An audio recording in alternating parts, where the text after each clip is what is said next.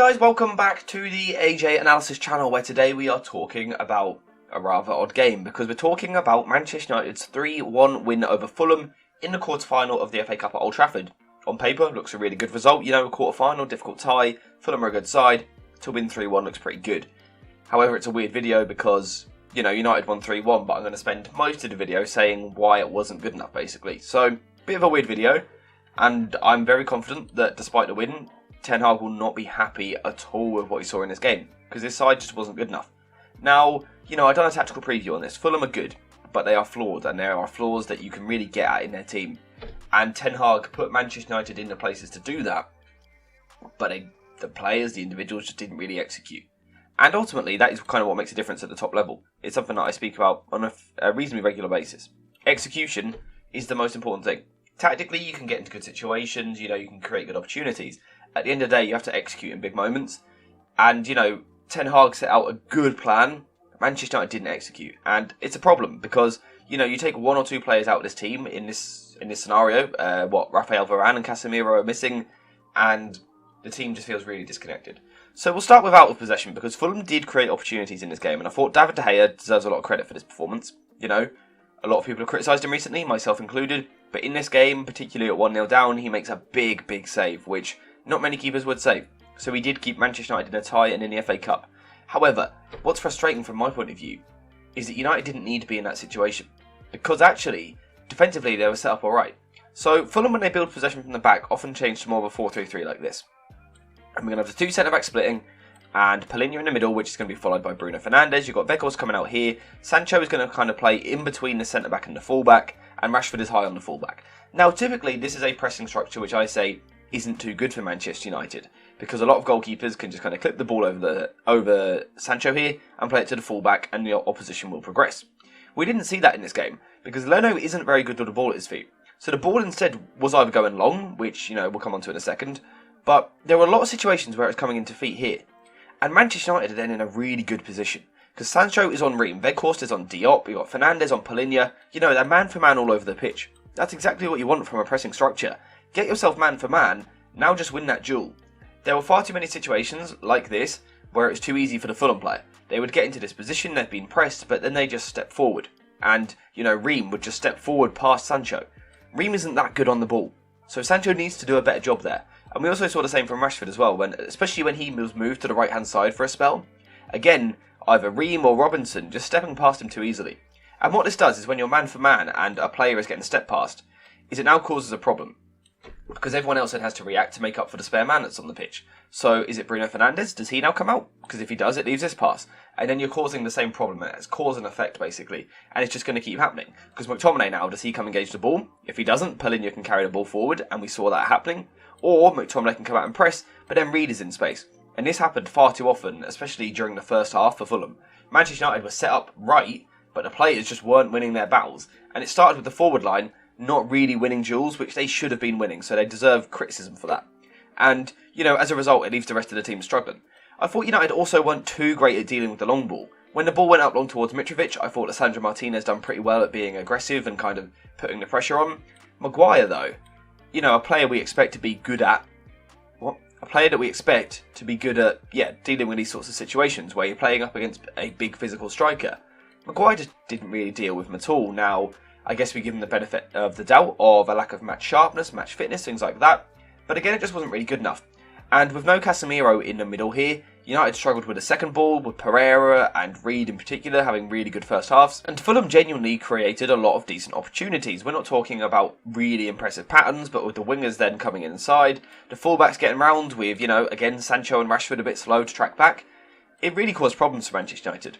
Fulham are getting a lot of men forward into really good areas and pinning United back, and De Gea kept United in the game, and it just wasn't really good enough defensively.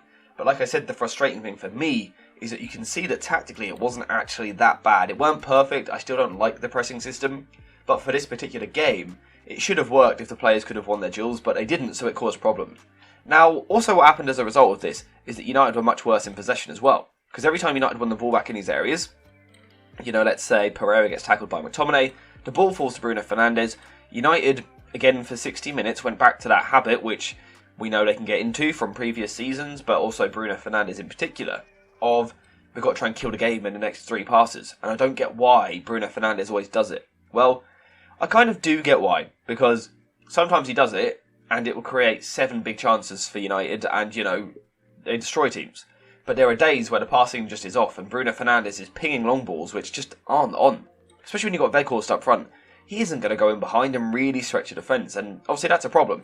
When you've got Rashford up top, it's a very different threat, but with Weghorst, you just don't really stretch it. So even on the counter-attack, United really didn't look very good. And also in sustained possession, it wasn't good either. So before we continue with the video, I want to talk to you guys about where I got this shirt from. And you probably guessed it, jerseyfifa.com. They have kindly sponsored today's video and also sent me a load of free shirts for me to check out myself. And I can now really vouch for the quality of these products. They have loads of shirts to offer on the website. So if you are interested, head to the link in the description down below and check out Jersey FIFA for yourself. So during the spells when United had more dominant possession, we didn't exactly see anything surprising from Fulham. Apart from the fact that Pereira was perhaps a little bit higher than we expected. It's a bit more of a front two than a 1-1, however, it was still off balance. And, the pressure wasn't intense from Fulham, they weren't really squeezing high and putting pressure on the defenders. And it meant that the likes of Lisandro Martinez, Maguire did have time on the ball. But again, there's just a lack of anything going on. Now, there's a lot of talk of fatigue in the squad, and I do think that's a big thing.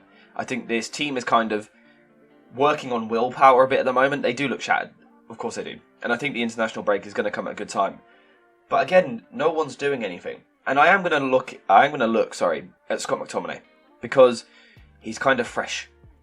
Yes, again, we can go to sharpness, so we have to give him a little bit of leeway because he isn't up to match speed, and at this level you do need to be. However, Maguire's getting the ball here, and with Pereira being slightly deeper than Mitrovic on this side, it creates this diagonal, which is very easy. Brighton, for example, are the masters of it, just playing this the ball diagonal in here, and then it can either go first time around the corner to Fernandes, or you can take your time and play. But only if you make that passing option available. And for McTominay, for large periods, to be, at times the deepest midfielder, but only having 29 touches in 60-odd minutes. It doesn't really add up. Go grab the ball, go kind of take hold of the game. Again, this wasn't a tactical issue. Maguire at one point, or several occasions actually, was getting booed for taking too long on the ball. And don't get me wrong, he wasn't helped by a poor first touch, which at times, got a ball stuck under his feet. That didn't help him. But the players in front of him have got to show more movement. We saw one run from Bruno Fernandes which goes into this right channel. Wan-Bissaka plays it over the top and United get in. But apart from that, just a real lack of movement. I mean, Marcus Rashford, to be fair, is making this run from kind of left to in. But Maguire can't hit that every time, You've got to have a bit of variation, so you can't always go for that.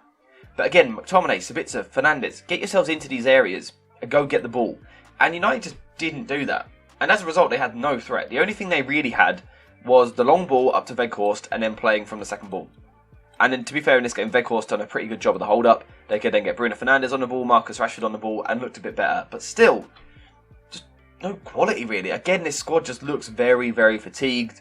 They look run into the ground, basically, which, to be fair, is kind of what they are. So again, we do have to cut them some slack. But they got very fortunate in this game. However, at times you do make your own luck. And Erik ten Hag did make his own luck, to a sense. Because fortune bravers the bold. Bravers the bold?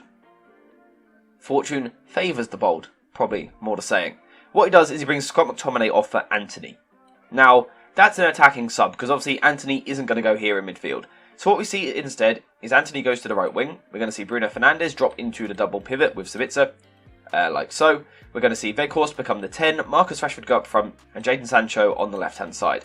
Now, instantly, what this is going to do is give United a lot more speed on the counter-attack. Antony, on the right-hand side here, is quicker than what Sancho was in this area, and Rashford is obviously quicker than Weghorst. So what this instantly does is when, for example, Bruno Fernandes is playing these passes over the top, it instantly makes the defenders go, oh bugger, we've got Marcus Rashford running at us. So instantly it puts them on the back foot a little bit more. Literally, Antony's first involvement was the ball getting hooked into this area, Antony chases it down, and it goes out for a throw-in. But it just instantly kind of gives Fulham that message of, okay, we're now going to push a little bit higher. I also thought Bruno Fernandes playing in this deeper position just done a much better job than Scott McTominay. And again, Bruno deserves credit. I don't think this was a good performance from him, but, he got 2 goals at the end of the day. But more than that is, again, he dropped into being like a deep-lying playmaker. Again, it shows how good a leader he is in this squad, that he just plays different positions, doesn't really moan about it. The manager asks him to play left wing, he plays left wing. Deep midfielder, he plays deep midfielder. And I thought he'd done a much better job than McTominay at kind of helping the centre-backs out, dropping deep, getting the ball, and then playing from there. From his deeper position, he was also a bit safer on the ball. He didn't look to be pinging them in behind as much, and United could now build possession. By slowing it down, they built possession much better. With United now building possession a bit better, taking their time a bit more, with Antony being a very good ball retention player on the right-hand side, you got the same from Sancho on the left, United instantly looked better. And it could be interesting to see this front three moving forward. Perhaps Bruno Fernandes behind Sancho, Rashford, Antony is kind of something I'd like to see at some point. Because what it done, it just allowed United to get up the pitch. Because, you know, it sounds very basic, but they just didn't do that for the first hour. Now they were doing that. Then, of course, they get a slice of fortune. Now, initially, Manchester United deserve credit. They counter-attack really well. We see that pace of Antony, you know, a good impact sub by Ten Hag. Antony shows his pace, and for once on the counter-attack, his decision-making was perfect. His weight of pass was perfect to get the ball to Sancho. Sancho takes his time, goes round the defender, goes round the goalkeeper. Looks like he has just messed it up, maybe overcomplicated it. But in the end, he got it right because, you know, he would have scored, to be fair, if Willian didn't dive and save it. So then a few minutes of absolute chaos. Willian sent off for the handball and penalty, which no one can argue with. Mitrovic then loses his rag and, like, grabs the ref, which, by the letter of the law, you can't grab a referee like that and get up in his face. So it is a red card. Marco Silva red card as well, but Fulham just throw the game away. They were really in this game. They were the better team for 60 minutes. They were really in this game, and just a few moments of madness just cost them, like, a place at Wembley. What are you doing? You're an experienced footballer. I'm not blaming Willian here. He made a really good recovery run, gets on the line, and kind of, the ball comes out quick. Instinctively, his hand goes there. I think it's instinct. Mitrovic, though, you have time to assess the situation and what's going on. You just can't do that to a referee, and you let your side down, basically. And, you know, from there, it's going to be too easy for Manchester United. Because Fulham are down to, 9 men? Mitrovic off, Willian off, and basically, Fulham are now playing a 4-4-2 formation. Bruno Fernandes obviously scores the penalty as well, which helps. But Fulham are now, did I say 4-4-2? Sorry, just 4-4. They're just sitting like this. What this allows United to do is play in a 3-1-6. We're going to have Wan-Bissaka, Maguire and Sandro Martinez all here. Bruno Fernandes kind of floated in front of them. But Sabitzer, Weghorst, Rashford, Antony, Sancho, Shaw, all going to push all the way forward. And, you know, a front six up against a back four is a complete mismatch. We speak a lot about 5 versus 4 on this channel, how it allows you to create the overload. Of course, a 6 versus 4 is going to do that even more, especially when Bruno Fernandes is also getting forward as well. But I thought for me, Jadon Sancho was the difference maker. I think what Sancho showed was in tight spaces, when, you know, he's playing on the left-hand side, coming inside, then got a full-back and Luke Shaw going around him. Sancho showed that he is the player in this squad with that bit of composure in the penalty area to stop, pause, and get the weight of pass right, get the decision right. And I thought, ultimately, he was the difference maker for United. Like I said, he obviously done well for the first goal, the penalty, he wins the penalty. Should he have put the ball in the back of the net? Probably. But ultimately, he did do very well, and he would have scored if it wasn't handballed by the player, so he did do well ultimately. But also, again, the second goal, it's the link-up play with Luke Shaw. And this is what we need to see more of from Jadon Sancho, because this is what he's so good at, and it has always been the case. Get players around him, players making runs around him, in and around the final third, 9 times out of 10, he will make the right pass, and his weight of pass is very, very good. There are not many better players in world football than Sancho, in this position, playing like this, with his fullback making an overlap round, where you can play this little reverse ball. There are not many players in football that are better at it. And I thought, like I said, ultimately, it was Sancho's bit of composure, that bit of quality, which decided the game, of course, on top of the fact that 2 players got sent off and you're playing against 9 men for, 20 minutes. Weren't a good performance from Manchester United. From a tactical point of view, we can see that we haven't gone through too much. It's been more, you know, individually. Ten Hag has kind of set the team up reasonably well. The players haven't executed, which is a problem. But ultimately, a huge slice of fortune. You know, a real anomaly. Something weird happens, gets United back in the game. Sancho does very well.